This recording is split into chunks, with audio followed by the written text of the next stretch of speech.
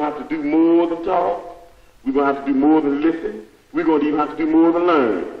We're going to have to start practicing, and that's very hard. We're going to have to start learning, and you learn through practice. We got to start making mistakes, and you learn through making mistakes. We got to start getting out there with the people. And a lot of times we think we're better than the people, but that's an insult, and that's criminal.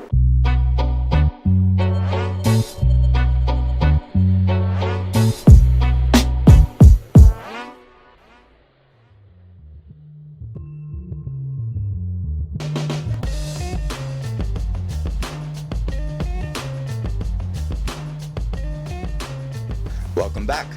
I'm Just Mike, and this is Drawing the Line. I'm going to start this video by making some assumptions about you. I want to make my assumptions known so that you can better assess whether this video is for you. And so the first assumption I'm going to make is that you are fed up. I'm assuming that you believe that systems of exploitation are fundamentally wrong and should not exist. Whether that be racism, capitalism, imperialism, patriarchy, colonialism. All of these systems are rooted in the suppression of people's humanity. They are oppressive systems. They should not exist. I'm going to assume that you not only feel that these systems are wrong, but that you feel that you have an obligation, that you feel compelled, that you have a sense of duty to live your life in opposition to these systems. Not just that racism is bad, but that you are committed to living a life that is anti-racist, anti-sexist, that is anti-imperialist, that is anti-colonization. And I'm also going to assume that right now, in this particular moment that we are in, you feel called more than ever to stand up and step out and fight against oppressive systems. This video, we are starting the conversation from that common ground. In this video, I'm going to lay out what I view as a blueprint to becoming a danger to the status quo, to taking yourself from ideas of being against oppression to actually becoming a thorn in the side of oppression, to becoming a threat to oppressive institutions and systems.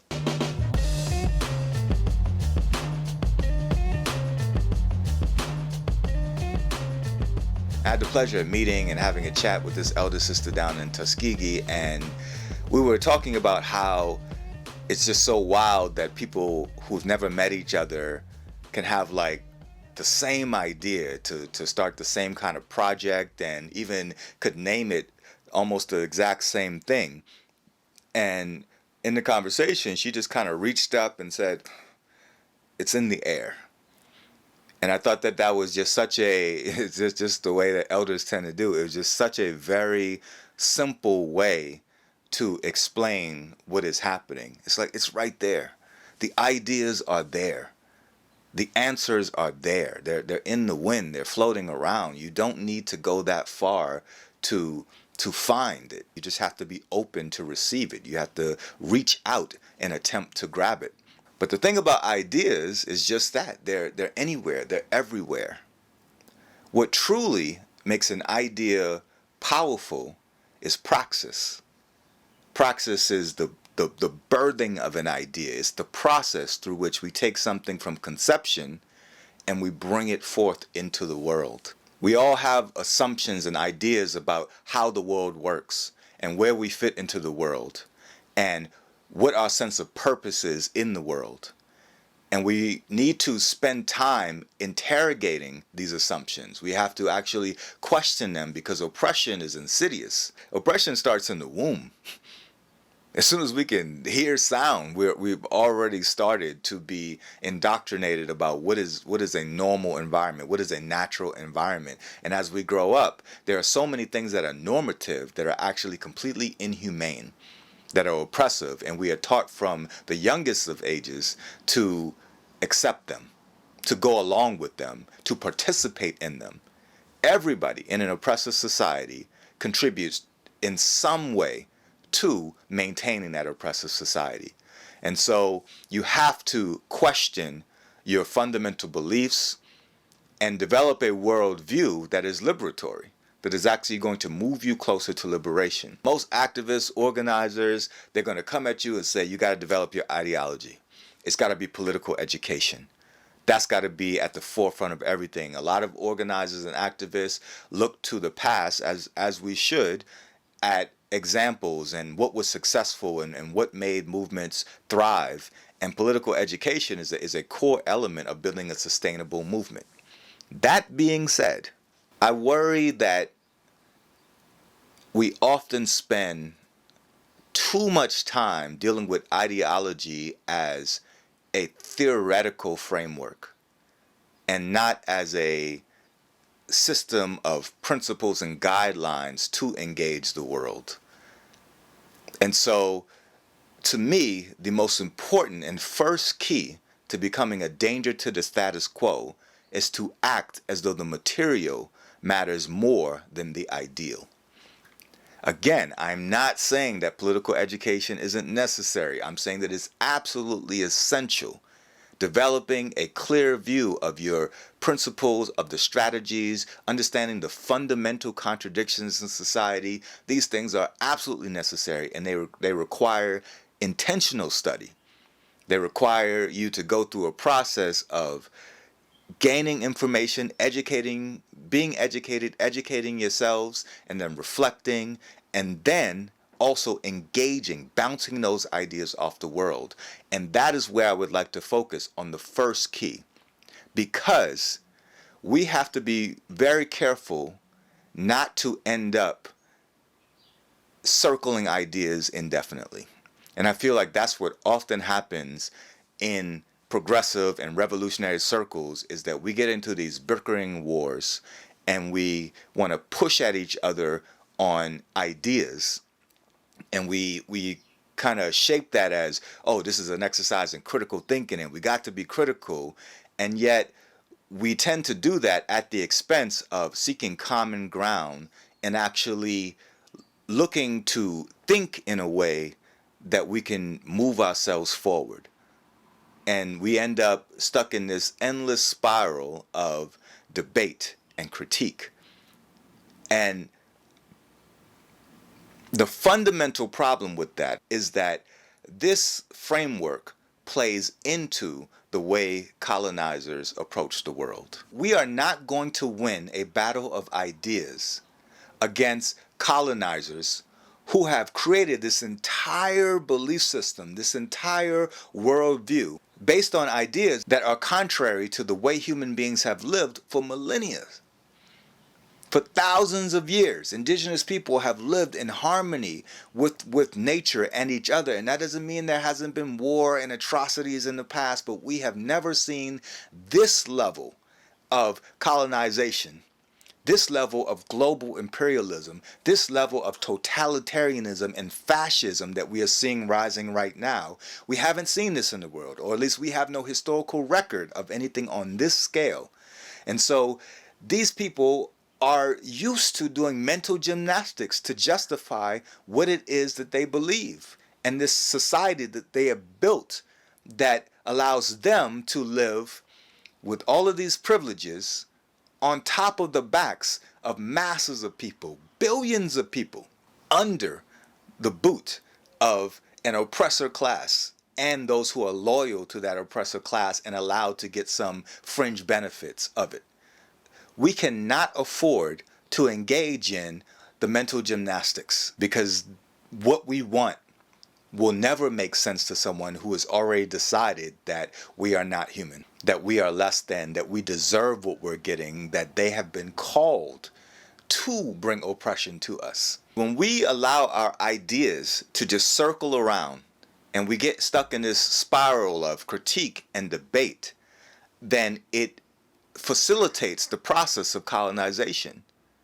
It dissects us. It compartmentalizes us. We keep trying to nitpick and find the subtle nuances of this and that, and we lose track of the common ground. We talk about grassroots. We talk about being grounded. We lose track of the ground because we get stuck in this theoretical space.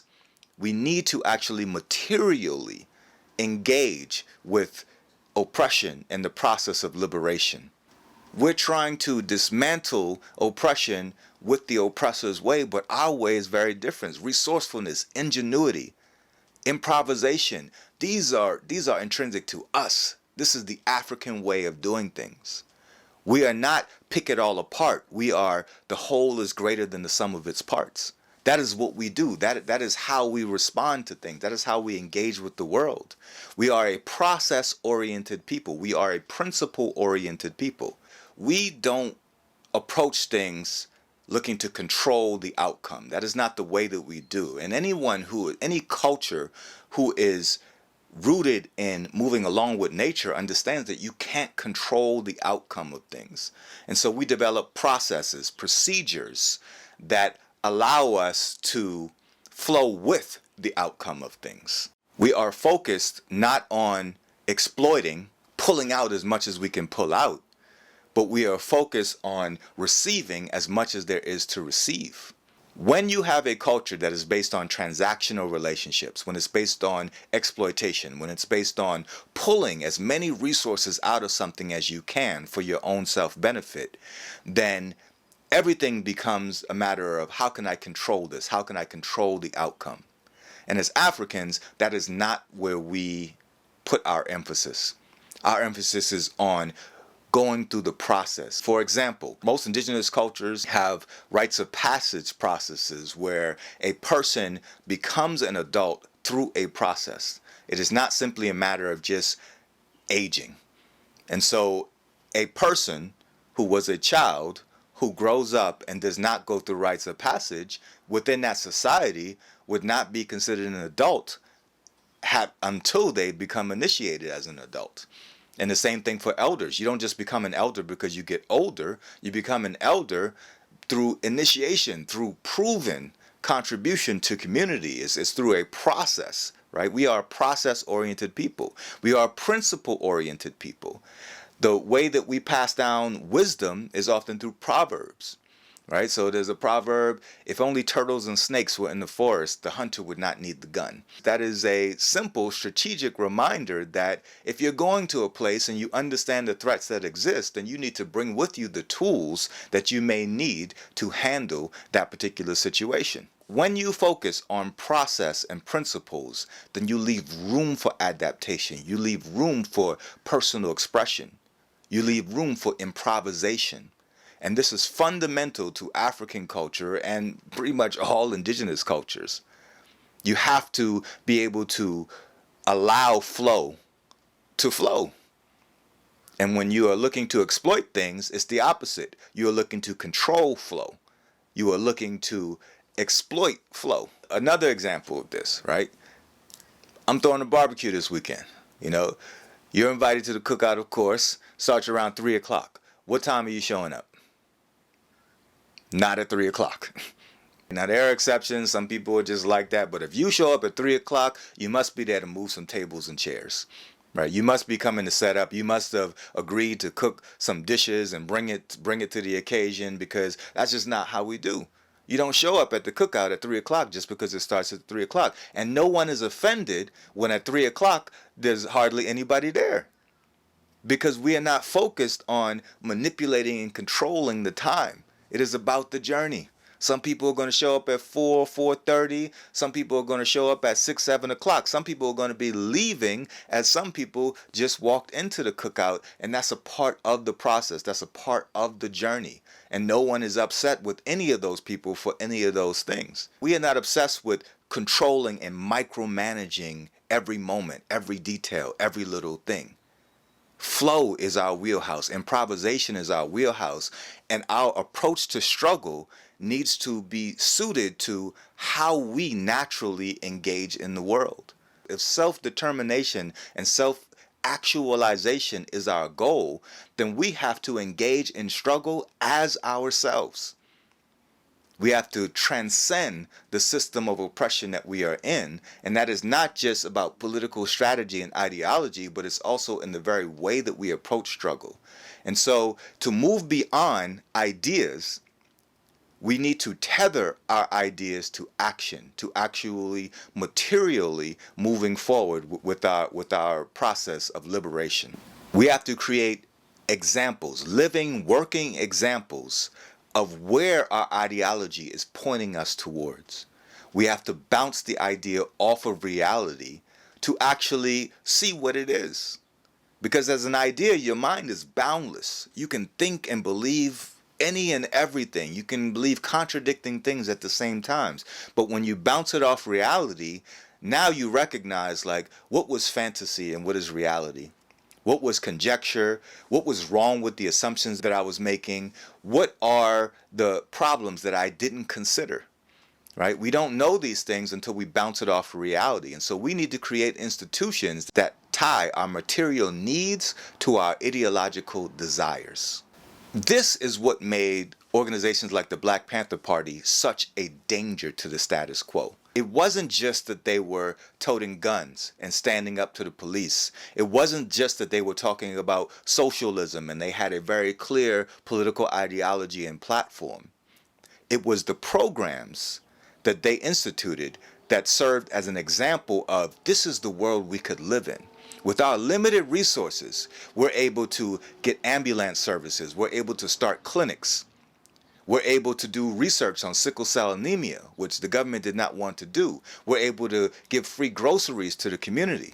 And so this is why when the FBI talked about the Black Panther Party being the #1 threat to national security, one of the things they listed was the free breakfast program for children. Right now, kids all around the country have free breakfast and free lunch because of the Black Panther Party. Because when an organization is able to build institutions that model the way that we want the world to look, it now becomes not just ideological, theoretical, it becomes real to people. And this brings me to the other point about getting beyond ideas into material. Quite often, activists and organizers are looking for people to jump to their ideological moment. We cannot expect people to take a leap when we crawled and walked our way to that point. We all have experiences that have gradually brought us to a point of understanding about how the world works and the need to dismantle and overthrow oppressive institutions and regimes. It took time to get to the point that we are at, and often organizers are attempting to dump a bunch of reading on people, make them watch a bunch of videos, and expecting them to take a shortcut past all of those experiences that were formative to us and just arrive at the point of being politically educated and ideologically aligned. If the goal is to get people to move from wherever they are to a point of ideological alignment, then we have to create institutions that facilitate that process. Not try to get people to jump past their own process, but institutions that actually give people an opportunity to engage with the ideas hands-on in a way that's very easy to grasp, so that then they can move forward and develop their ideology through lived experience, the same way that we did. We need to be focused on process and not just trying to get outcomes and get people to jump forward to saying the same lines that we say, understanding the world the way that we understand it. The way that I suggest that we build upon the legacy of groups like the Black Panther Party is that we move beyond survival programs and we move towards what I would call autonomy programs. Programs designed specifically not just to meet a material need within our community, but programs that are designed in a way where the community can engage with and build skills so that they can actually develop agency, so that they can actually tie themselves directly to the resources that they need and the ability to access and cultivate those resources. It's important to note that I'm not talking about just creating cooperatives or black-owned businesses, or what people refer to as social entrepreneurship. The institutions that we build have to be based on the model of what we want society to look like. They cannot be profit-driven or based on transactional relationships. The institutions that we build have to be built with the intention of raising the contradictions, showing people the disparity between the way the world works and the way the world could work. It also has to be rooted in disruption, breaking the dependency that people have on oppressive institutions. And the last and probably most important thing is these institutions that we build, these programs that we build, have to be done in a way that it demonstrates to people. It gives them lived experience that proves that they are capable of transforming the world, that they are capable of building a new society, a better society.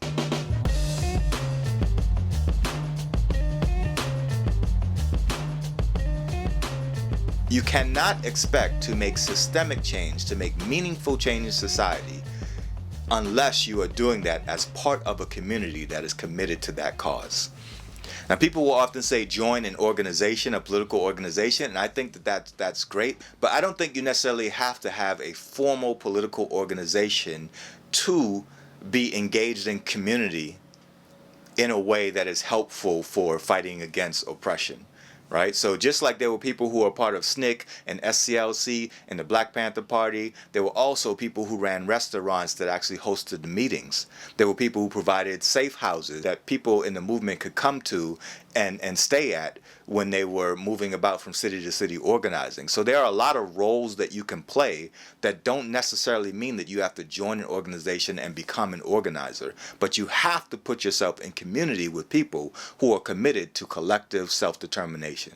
I believe it's important to make a distinction about what makes a community versus like a network or a group that you just happen to be a part of. Sometimes we look at community as just the people who are around you, and whoever happens to be around you, that's my community. I live in a neighborhood, that's my community. Another thing that people tend to construe as community is people who share the same interests as you. Sharing common interests does not necessarily make you a community. To me, there's basically three basic things that make a community. One is shared values and principles. You have to believe that the same things are important. And so values is not just, I value honesty, I value loyalty. Values is also the ranking of those things that you find important. They don't have to be exactly the same, but your top 5 should be very similar to the next person's top 5 and the next person's top 5 to make sure that you have consistency on values. Principles is about guidelines for behavior, so you have to be principally agreed about here's how we are going to go about expressing these values, living out these values. And so it's about the way people engage with each other, the way conflicts are resolved. It's about the way that we make decisions as a group. A community is formed on principled unity, not just unity of interest or not just unity of values. In addition to shared values and principles, you also need to have shared vision with the community.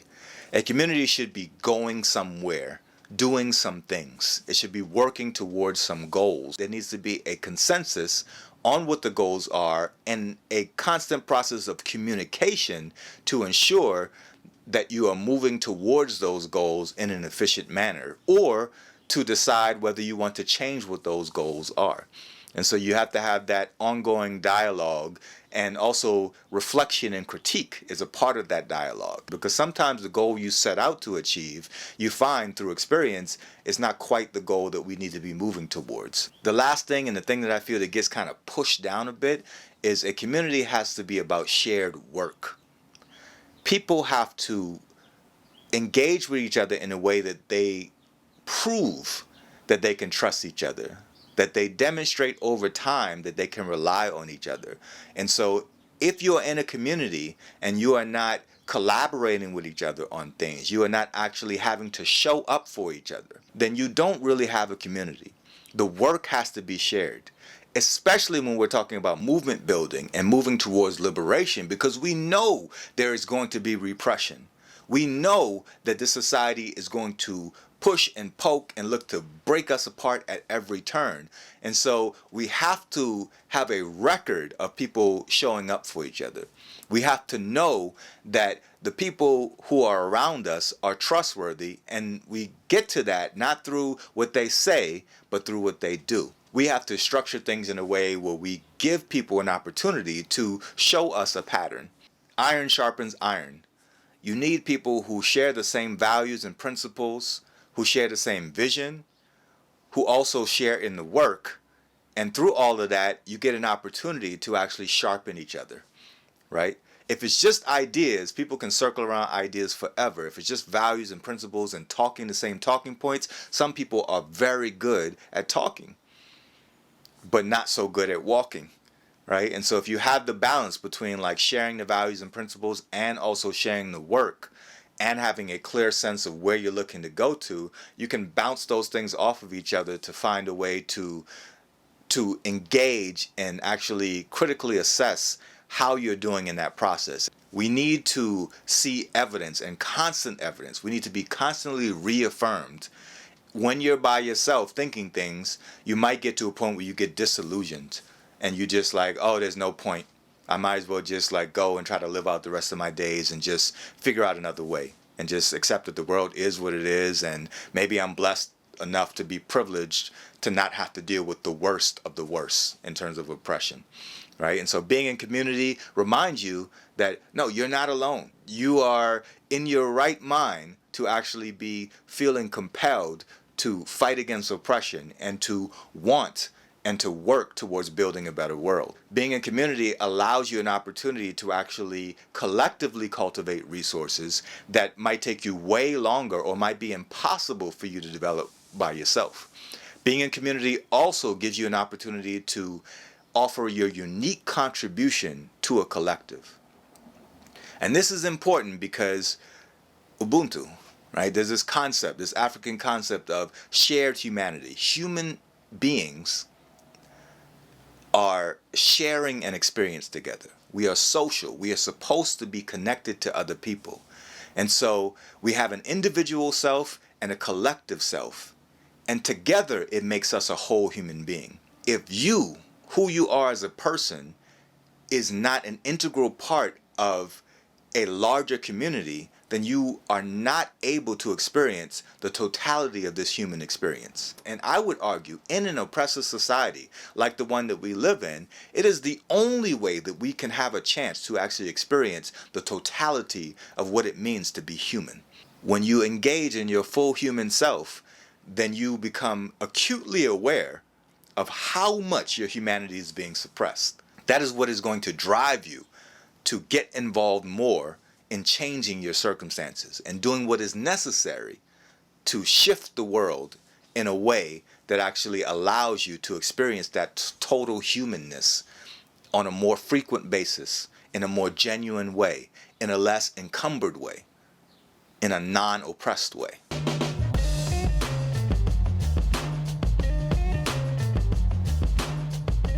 The next key to becoming a danger to the status quo is to cross borders. And this is not necessarily just about becoming a danger, it's about remaining a danger. Because where there's resistance, where there's rebellion, there is going to be suppression. And the number one tool used to suppress rebellion is isolation. When people get arrested for their political beliefs, for their activism, their organizing, that is an act of separating people from the community. But not only do they separate people from the organization that they were a part of, often political prisoners get put in solitary confinement. They are not allowed into general population because separating threats from the masses, from the general population, is critical to maintaining oppression. Even as a community, you can be siloed, you can be separated, you can be maligned, you can be discredited, you can be attacked to the point where people are afraid to be associated with you. In order to become dangerous and remain dangerous, you have to intentionally cross borders. I mean, you have to intentionally seek collaboration and principled unity with other communities. Not just any collaboration, with any people. I'm not a believer. Some people say like, oh, we should be willing to meet with the KKK and see what we have in common with them. I'm like, no. There has to be some fundamental alignment in order for us to even feel that it's worth the time to have a conversation. The same process we use to build trust in a community has to be used to build trust between communities. So that shared values and principles, shared vision, and shared work. We have to create programs and initiatives that are intentionally designed to develop interdependency among movements. And this is important because when we are materially connected to each other, then one person's problem actually becomes the other person's problem. When we are just ideologically connected, then it can be easier for people to say like, oh, well, I empathize with this, and I kind of want to show solidarity, but we got to look out for our own first. So, for instance, there could be a pact among a couple of organizations who work on different causes, who are parts of different communities, and it could be a pact that when we have a protest, members from all of the groups show up at the protests. You go from having an organization operating in a community that may be able to draw 50 people to a protest, and now you have 150 people to a protest. And this happens all the time. This is not a novel idea, but this is what I mean by you have to have interdependency between communities, so that when one community is hurt, the other communities feel that hurt.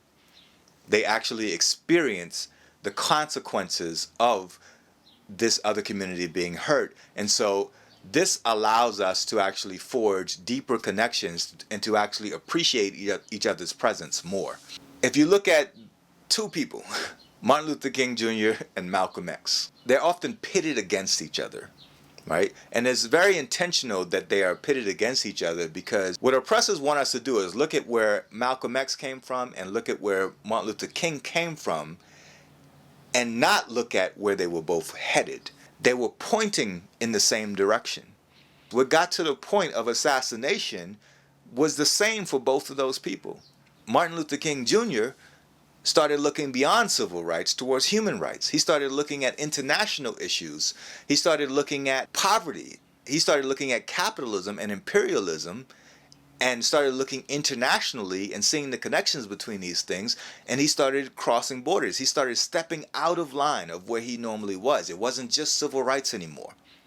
We need to be anti-war as well. It wasn't just voting rights. We need to actually have a war on poverty. We need to fight poverty. We need to fight the systems of oppression that create a disparity economically. When Malcolm X formed the Organization of Afro-American Unity, when he broke away from the NOI, he was really focused on building bridges with people. I had the honor of sitting down with Sister Mabel Williams. Her and her husband, Robert Williams, were part of the NAACP in Monroe, North Carolina. And the NAACP is a civil rights organization committed to nonviolent protests, and yet Robert Williams, who became the president of the Monroe chapter of the NAACP, said, "Oh no, not me. We're going to get armed, and we're going to actually stand up to the Klan, and we're actually going to fight back. We're not going to use nonviolent resistance." And so when I was talking to Mabel Williams, one of the things that she told me that I was surprised at was Malcolm X and the Organization of African American Unity would send donations down to Robert Williams and his NAACP chapter to support the efforts that they had going. And I was just mind blown, because we are encouraged to think about black power and civil rights as these separate things, but historically it's completely inaccurate. There was so much intermingling, so much interconnection, not just between organizations, but even ideologically. At those marches, those civil rights marches, and a lot of those videos that we've seen over time, some of those people were armed.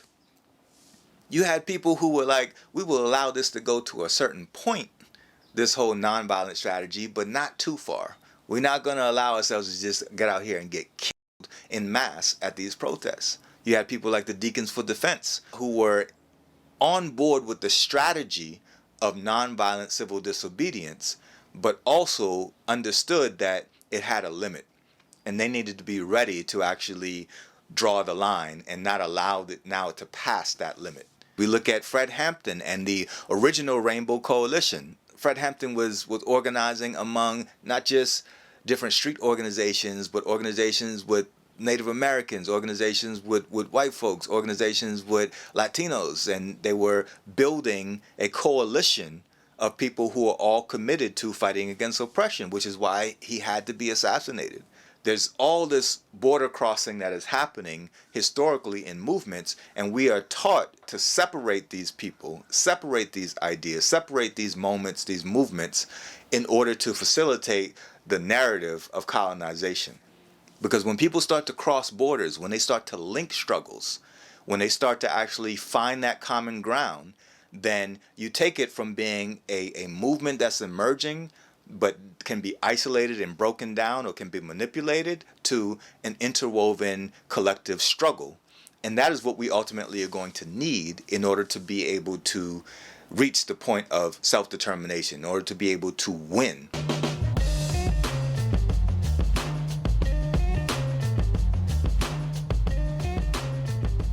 A system that is fundamentally oppressive manufactures injustice. It will continually generate injustices. There will always be another crisis. And because of this, it is so important that we focus on engaging in struggle in a way where we are prioritizing what we are for and what is for us. Yes, we have to challenge the state. We have to respond to injustices. The more movements build up, it will repress more and it will bombard us with injustices. It will give us more and more things to be outraged about in an attempt to wear us out, to have us scattered and moving in a bunch of different directions. A key to becoming dangerous to the status quo is to developing an approach that is focused on making sure that the top priority is what we are for. Building the infrastructure for the society that we want to live in.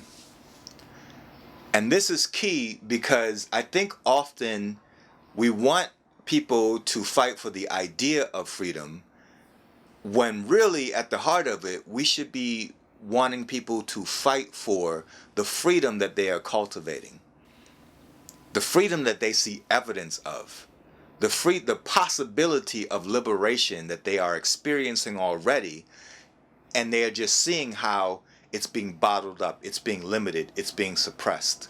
One of the ways that we challenge the state is by building institutions that rid ourselves of the dependence on the state. Institutions that model what is possible if we reconfigure the way that we move resources. This process of building the new way now is really essential to the idea of dual power. We cannot expect to build a successful and sustainable movement based on fighting oppression. Fighting oppression becomes necessary because oppression is in the way of us building the society that we want to live in. And so we have to start now building that. We have to give people something to fight for, something that they can feel the need to protect, because getting people to protect an idea, it feels like kind of like, well, if I go out and protect this idea, I might lose my job. I might end up getting arrested. It's much easier to get people to protect something that is materially benefiting them. There's this institution that we've built that I'm a part of, and it's putting food on my table. It's allowing me to build a house. It's allowing me to actually serve an actual material need that my family has.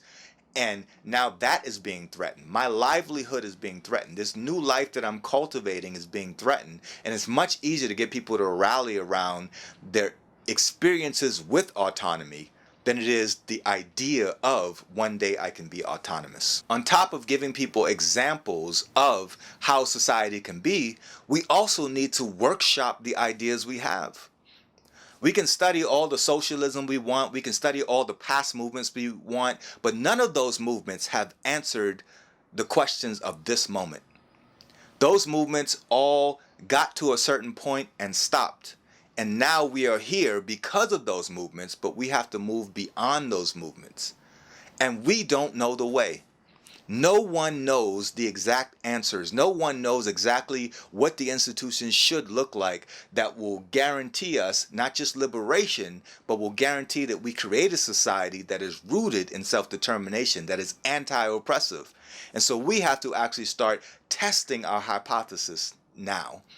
We have to actually start workshopping our ideas, putting them into action so that we can work out the kinks, so that we can figure out what's right about this approach, what's wrong about this approach, what works, and what actually just feeds back into capitalism, because we all are students, we all are subjects of an oppressive society. We have all internalized oppression, and we don't know what we don't know. We are aware of some of our contradictions and we are unaware of others. And we need to make sure that we are engaging in a way that we allow ourselves to make mistakes, test out and vet the idea so that when we move forward, as we move forward in this struggle for liberation, we are fine-tuning and developing systems that are ready to replace the oppressive systems that we are going to overthrow. Because we are going to win. Every empire falls. It is inevitable. The question is, what is going to proceed? What is going to come after this particular empire falls? And if we don't have answers that are tried and true, not just historical answers, but answers for this moment, then we are subject to allowing another oppressor to rise to power. We become a danger to society when we start to build a new society. When we put the focus on what we are for, because then oppressors can no longer control the narrative. We have moved from a reactive to a proactive state, from a reactive to a responsive state, where we still challenge the state, we still challenge oppression, but we never do it in a way where we lose sight of we are only challenging oppression to get it out of the way of what we are building. We are not simply looking to just stop someone from bashing us over the head. We are looking to transgress, to transcend the limitations of this oppressive society. Not just the actual systems and institutions that exist, but the entire culture, the entire mind frame that has created the society that we live in. And the only way to do that is to start building what it is that we feel needs to exist, and to bounce that off reality and fine-tune it so that we can actually create a society that truly achieves what our ideal is, what our goal is, which is self-determination, which is liberation, which is a humane society.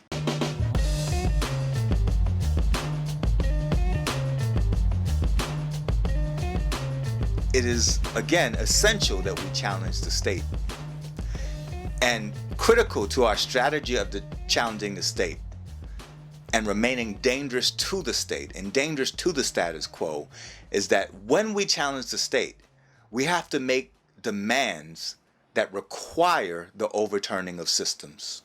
If we make demands that are achievable through reform, then what will happen is we will fight, and we will claw at the system, and we will protest, and we will get arrested, and we will die, and we will keep pushing and pushing and pushing, and then the state will give us the reforms as a way to say, here, look at our ability to be reasonable. Look at how compassionate we are. You've said you wanted this right, and we gave you this right.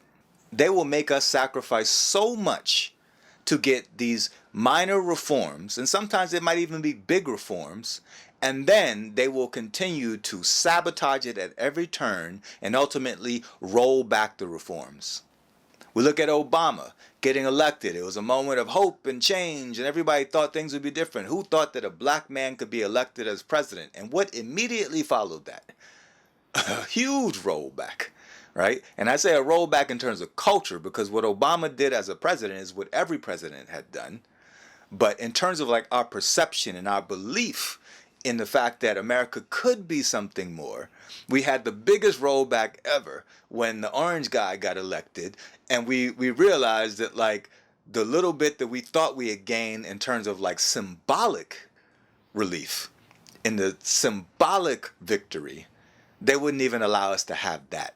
And then followed by Trump, you get ushered in Genocide Joe, who is openly funding a genocide in Palestine, and who is taking the call to hold police accountable and saying, you know what we need to do? We need to fund police even more, and is giving records amounts to police as the police continue to kill more people than they ever have before, right? More people killed by the police in 2023 than were killed in 10 years, in the 10 years prior. And so we have records being broken by police immediately following a nationwide movement, really an international movement, to call for police terrorism to be ended and systematically changed. We need to understand that this system is fundamentally corrupt and cannot be reformed towards liberation. It has to be overturned. And so our demand should reflect that. We should make it impossible for them to drag things out and make us sacrifice all of our time and energy just to placate us by giving us what we said we wanted. So with the police, we say we want independent investigations. And so in some places, they give us that. They give us this community review board that ends up being people who are police adjacent, people who are compromised by the police, and it does nothing. The prosecutors work with the police department. And so there's no incentive for them to actually hold police accountable. We advocate for, well, we need police that live in the community. And so some cities are doing these programs where they're going to have cops be able to come to the community. But what they're doing is using it as a part of gentrification, and they're kicking people in the neighborhood out and offering low-cost housing, subsidized housing to police who are still going to be trained the same way and are still going to play the same role in abusing and oppressing and controlling and serving as the armed wing, the military wing of the state on a domestic level. You look at these kind of reforms that are proposed compared to something like defund the police. Defund the police sounds unreasonable. It sounds absurd. And it is absurd in the confines of an oppressive system. Abolishing prisons sounds absurd. It sounds unreasonable. And that is important. The demands should sound unreasonable to the system. It doesn't mean that everything we demand, doesn't mean that we can't have small gains, but our fundamental demands should be designed to raise the contradictions, not to offer the state a means to later on down the line give us a reform and say, hey, you people can't be pleased. You said you wanted this, we gave it to you, and now you're moving the goalpost. So we need to set the goalposts where we actually want it to be and accept that the state is not going to allow that to happen. They are not going to willfully break themselves in order to give us what it is that we are supposed to have as human beings. We have to avoid framing our demands in a way that is going to allow for the absorption of a movement into the status quo. A key idea is with reparations. Currently, there are movements evolving where people are trying to separate descendants of slavery into a separate group. And the cornerstone of this movement is a logistical one. It's saying, like, if we are going to advocate for reparations, we can't just say all black people under the sun deserve reparations for American slavery. So we need to pinpoint who are the particular people whose ancestors were enslaved. And we need to come together as a group, and we need to advocate for reparations for us. We can have solidarity with other people to advocate for reparations for themselves in Haiti, in Jamaica, in other places. But we need to make sure that we are creating a campaign that is clearly defined and that has parameters so that we can actually logically move forward and make a clear and specific demand for reparations. We can quantify how many people, who are the specific people who are entitled to these reparations, and therefore we can better push for the government to give us these reparations. As this movement grows, it seems to be growing, it's something that I anticipate will be used in order to slow down the momentum of truly liberating movements, of global movements, of international movements, of Pan-Africanist movements, of movements that cross borders, as I mentioned earlier, right? And so what's going to happen is, as we push forward and as we continue to rebel and resist and to organize and protest, and the violence of the state ramps up and we respond to their repression with more people being mobilized, more people being transformed, things are going to get to a point where imperialists, these colonizers, are going to be so desperate and they're going to feel so pinned up against the wall that there's going to start to be a very real conversation about giving reparations, and they are going to use the framing that's offered by people who are organizing now, and they're going to find a way to give the least amount of resources possible and to set up reparations in a way where it can be very quickly, everything that they give away can be very quickly drawn back into the empire. And it has the potential to quell the masses. and to make us feel that we have arrived, we are finally included. And it's going to push this narrative that America is a progressive nation, that America has been on this long track towards justice, and some things just take time. So if we were able to get reparations a couple hundred years after enslavement finished, then maybe if we just wait a little longer and ask for reforms a little bit more, we can get true self-determination. We can stop being crushed under the heel of oppression. And that will not happen until we remove the heel from our necks. Imperialism is a global system, and a global system is going to require an international response, an intercommunal response. It is a system that is ubiquitous, essentially. It affects all of our lives in countless different ways. And we have to build movements that actually draw upon the common ground that we share as people who are oppressed, and not create movements that are going to silo us and do the work of colonization.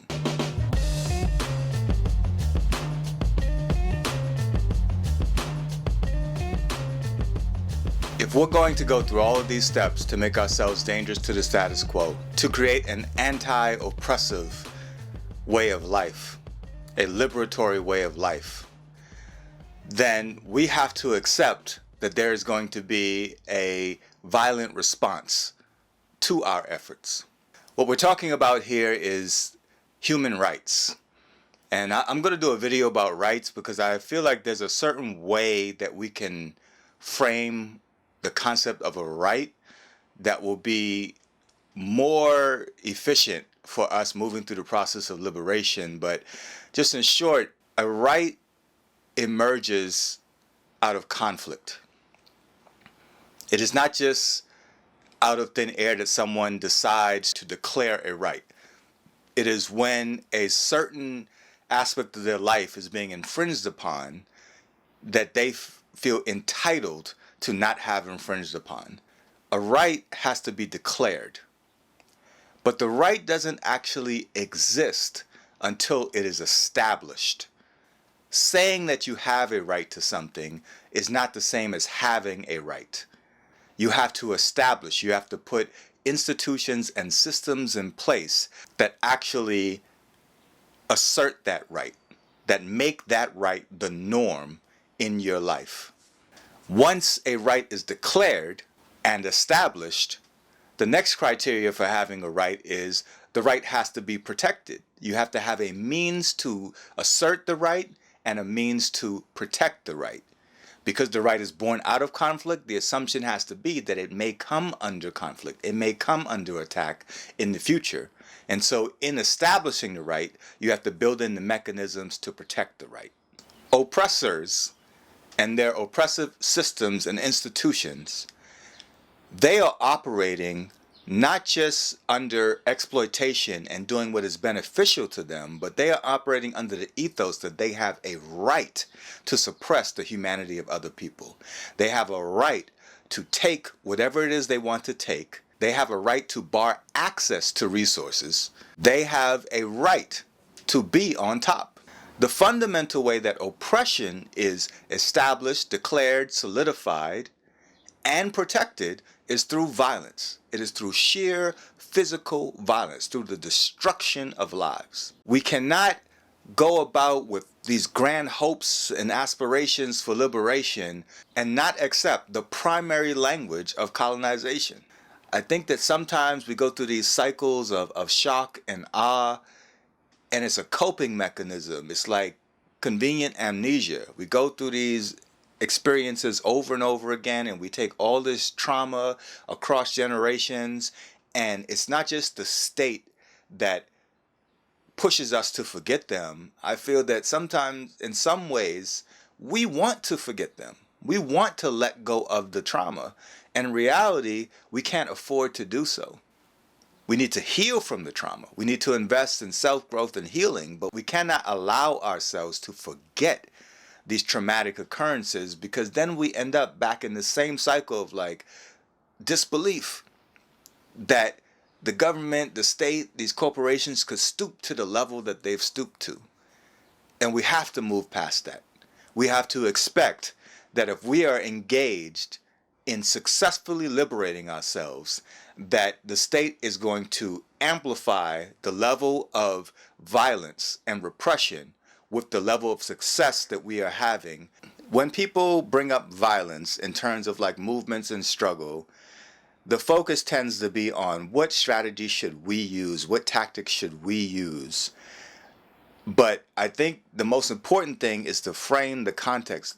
The context is violence. The context is not we show up to a protest and decide whether we're going to be violent or not violent. The context is not that we organize for collective autonomy and then we decide whether we're going to include violence in that or not. The context is that as we organize, as we protest, as we create the world that we have a right to live in, as we declare this right, we actually build infrastructure for asserting our rights as human beings, there is going to be a violent response. The context is going to be violent. And we have to be conducting ourselves in a way where we are preparing ourselves for that violent response. There are lessons to be learned from the past. In the civil rights movement, a large percentage of people, not all, decided to use the tactic of moral suasion. Nonviolence was a strategy. The idea was if we show up and we present ourselves respectable in suits and looking all nice and spiffy, our Sunday best, and we just march and we sing and we hold our head high, and we are confronted with hoses and dogs being sicked on children, then the public conscience will not allow this to be. The general public will become aware, wow, look at the violence that the state is enacting on people. Look at how they are dogging us in the streets. And people will be appalled by that, and it will move people. It will sway their moral compass, and it will make the state itself decide maybe we should not oppress people anymore, or maybe we should oppress them less. The way that we are taught is that this tactic worked. This tactic of moral suasion worked, but it did not work. It did not cause the state to acquiesce to the demands of the people. The tactics of nonviolence did show the brutality of the state. It showed the sheer violence, the amount of atrocities that the government is willing to commit and allow to be committed against black people, against people of color, against indigenous people, but it did not sway the moral compass of the state or the general population. Moral suasion did not work on the intended audience. Because in order to be morally persuaded, you have to have a moral compass to begin with. And a society that is invested in oppression, that is built on the dehumanization of masses of people, clearly doesn't have a moral compass. It is out of whack. And so to expect that society that is cultivated, that is developed on violence and suppression of humanity, to suddenly see the humanity of us, it is setting out to do the impossible. But I will say that moral suasion worked in a different way that resulted in civil rights movement having some success. The way it works was that there was a large mass of people who did have a moral compass, other oppressed people, other marginalized people. And those people saw what was happening in the civil rights movement, and they learned some lessons. They learned that we cannot depend on the state to do things. We have to organize for rebelling against the entire system. The system is fundamentally corrupt, and it needs to be overturned. It needs to be transformed. And it was the active organizing as the Black Power movement emerged, as Malcolm X emerged, as the Black Panther Party emerged, as SNCC, the Student Nonviolent Coordinating Committee, decided we're going to get rid of that and be the Student National Coordinating Committee. And they started talking with the Black Panther Party and talking about collaborating and bringing their organizations together. As people started to make these realizations and realize that, like, this beast is not going to listen to us, a new threat emerged.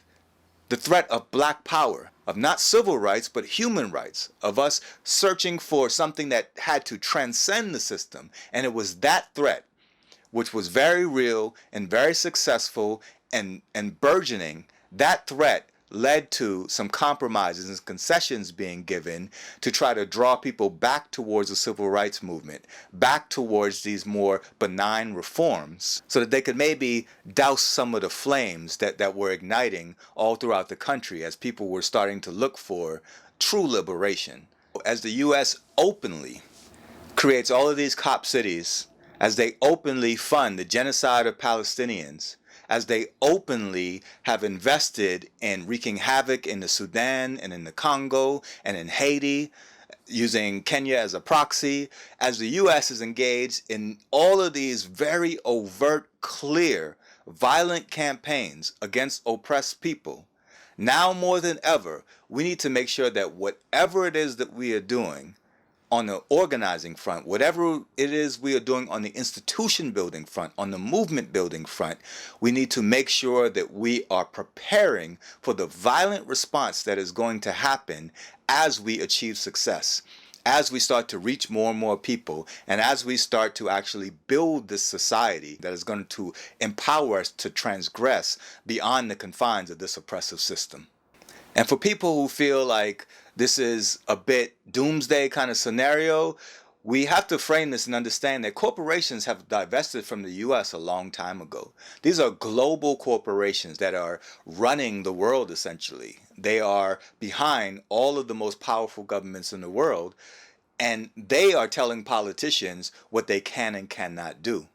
And so these global multinational corporations long ago moved out of the U.S. They spread their money around.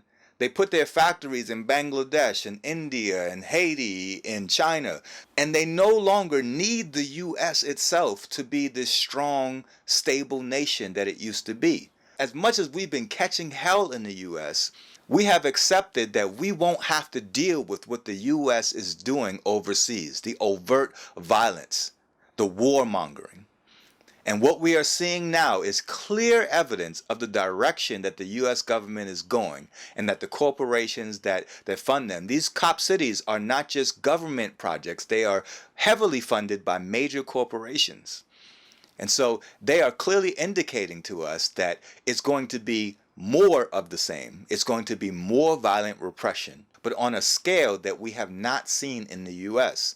And so if we want to become dangerous to the status quo and remain dangerous to the status quo, then what we have to do is develop our initiatives knowing that there is going to be a violent attempt to crush the work that we do.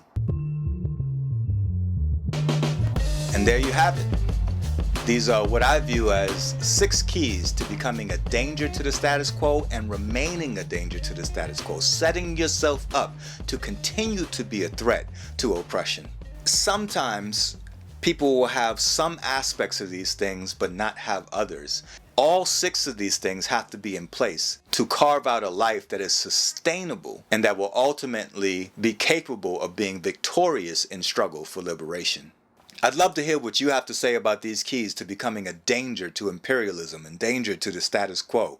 In the comments, I'd appreciate if you could drop some examples of how you see these particular keys being employed in today's movements, and also any other reflections or questions that you may have. My goal, again, is to address topics in a way that cuts through the clutter and gets right to the heart of the matter, and I hope that you found this video helpful in doing just that. Please like, subscribe, and share this content. This is not algorithm friendly. My goal is not to create some big monetized platform. I just want to do what I can to contribute to moving our efforts for liberation forward in the most efficient manner possible. And the only way that I can be successful is through your help and your support, and you actually putting this content out there among your friends, your comrades, your loved ones, and just the general public. Thank you again for watching. Until next time, I'm Just Mike, and this is Drawing the Line.